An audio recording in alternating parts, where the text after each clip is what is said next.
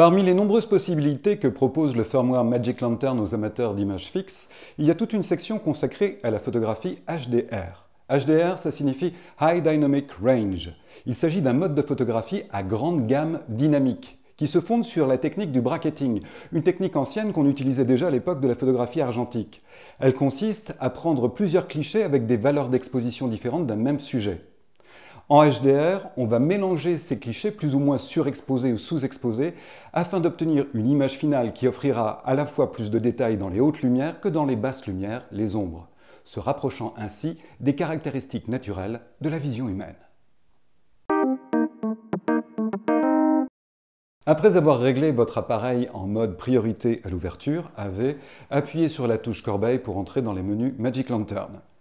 Rendez-vous alors au sous-menu Shoot et sélectionnez la ligne HDR Bracketing. Appuyez sur la touche Q pour accéder au sous-menu de réglage. La première ligne, Frames, correspond au nombre de clichés que vous prendrez à chaque prise de vue HDR. Ce nombre peut varier entre 2 et 9. Je vous propose de choisir 3. La deuxième ligne, Eve Increment, correspond à l'écart d'exposition entre chacun de ces clichés exprimé en indice de lumination. Je vous propose de sélectionner la valeur 2. Sautez la ligne 3 qui ne nous intéresse pas pour l'instant et passez à la quatrième ligne en vérifiant bien qu'elle est réglée sur Auto. Ainsi, nous pourrons utiliser le retardateur automatique réglé sur 2 secondes pour déclencher les prises de vue HDR sans risquer d'imprimer un mouvement malencontreux à notre appareil.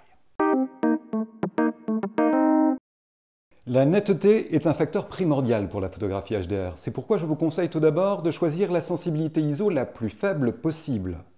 Ensuite, munissez-vous absolument d'un trépied afin de stabiliser votre appareil au moment des prises de vue. La procédure à suivre est très simple. Prenez position, vous vérifiez les réglages, vous réglez la netteté avec l'autofocus et vous désenclenchez l'autofocus avant d'appuyer sur le bouton de l'obturateur. Ensuite, Magic Lantern se charge de tout.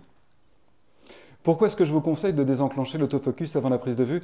Eh bien tout simplement parce qu'autrement, l'autofocus risquerait d'entrer automatiquement en jeu entre deux clichés, ce qui pourrait avoir un effet néfaste sur la qualité finale.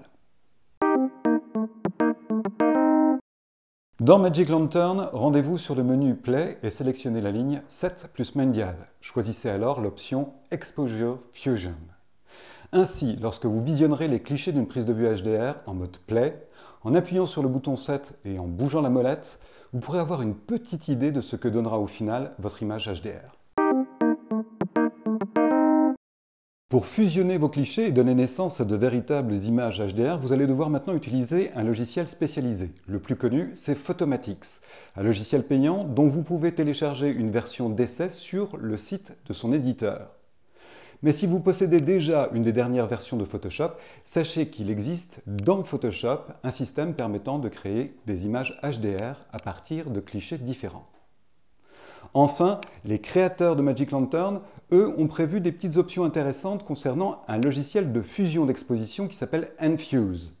Reportez-vous au mode d'emploi Magic Lantern pour savoir comment utiliser ce logiciel qui est relativement complexe, mais qui a l'avantage, lui, d'être gratuit. En mode manuel, il y a une petite nuance à connaître. Entrez dans Magic Lantern et rendez-vous sur le menu Shoot. Sélectionnez la ligne HDR Bracketing, appuyez sur la touche Q pour rentrer dans le sous-menu de réglage et allez à la dernière ligne, ISO Shifting, variation ISO. Si vous optez pour Full, ce n'est pas le shutter qui sera pris en compte d'abord par Magic Lantern, mais la sensibilité ISO de votre capteur. Si vous sélectionnez Half, c'est pour moitié la sensibilité ISO et pour moitié la vitesse d'obturation qui seront utilisés pour réaliser les écarts d'exposition des différents clichés de vos prises de vue HDR. Voilà, ça peut sembler un petit peu compliqué comme ça, mais ça ne l'est pas tant que ça. Quoi qu'il en soit, ne vous fiez pas forcément à mes réglages personnels. Expérimentez avec Magic Lantern, trouvez le meilleur moyen de faire les plus belles photos. Bonne prise de vue, à bientôt.